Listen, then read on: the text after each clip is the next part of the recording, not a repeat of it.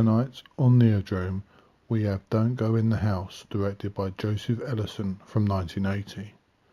One summer night, many moons ago, in a crowded drive-in theatre on the outskirts of Detroit, a pair of impressionable young boys sat mesmerised in the backseat of their mother's AMC Pacer, gripped by a horror they'd never dared to imagine.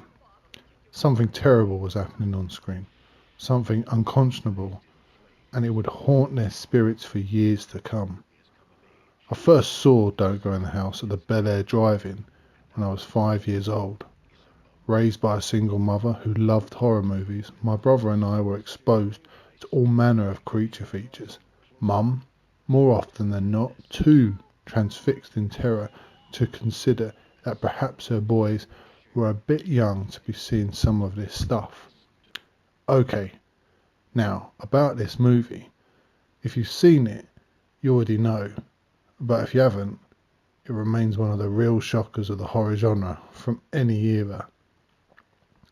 As Danny Kohler, Dan Grimaldi gives a very persuasive, harrowing performance, both a victim and a fiend in this dark, perilous funhouse ride.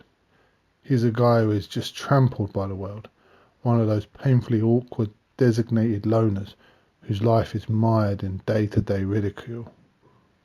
Dominated and abused by his mother, whom he still lives with in a large, dilapidated old house.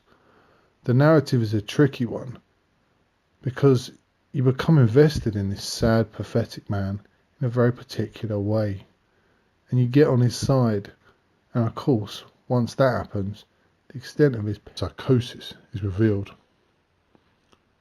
Early on, we witness a flashback to some very disturbing childhood trauma inflicted by his mother, who tells him he's evil and needs to be punished, and punctures this by burning his arms over the stove, scarring him for life.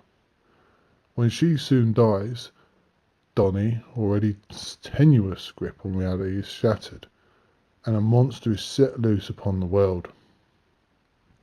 From this point on, he's tormented and egged on by a creepy, whispering voice as we witness his desperate, clumsy attempts to lure women back to his house, or at least into his truck. At home, he's fireproofed the room with steel panelling, and he's brought a head-to-toe fireproof suit as well as a flamethrower. And it isn't long before we're plunged into a waking nightmare. There was much critical vitriol and indignation inspired by Don't Go in the House, and it can be traced back to one scene really, his first murder. It's the only instance in the movie in which director Joseph Ellison really dwells on the act. And since Donnie's burning women alive, the outrage from critics was understandable.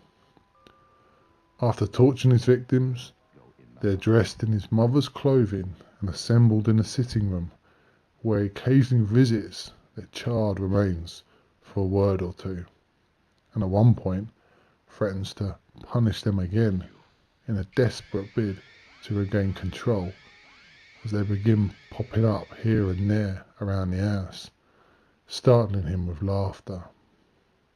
And it's these moments when his blackened, rotting victims stalk and torment him that the real horror occurs.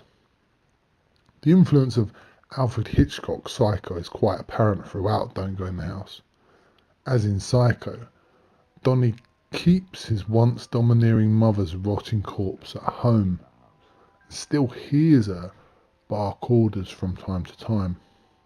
And, as with Norman Bates, there's an ambivalence towards the killer, as we initially pity Donnie, who warily, nervously traverses life as an outcast. Though routinely dismissed as ugly, repellent, exploitative trash upon its release, mostly for the shocking brutality of its first murder to be fair, a more complex and compelling picture would emerge as Don't Go in the House withstood the passage of decades. Regardless of how they felt about this nasty little movie and its motives, it truly did frighten the hell out of people, and that is what still resonates after all these years. Very few horror films have endured so well after initially being so roundly condemned.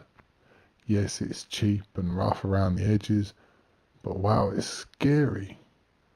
For years afterwards, my brother and I would recall the tale of that mythic, awful thing we'd seen that night, which our mother somewhat inadvertently exposed us to, and we speak of the nightmares it caused as well.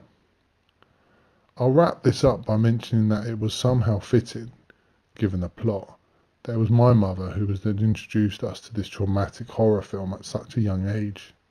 She really tried her best, though, and neither my brother nor I have become violent criminals. So, one more interesting side note. When I was 12, my mum came home from shopping one day with a treat from the VHS bargain bin at Kmart, and having forgotten the title, she once again brought Don't Go in the House into our lives.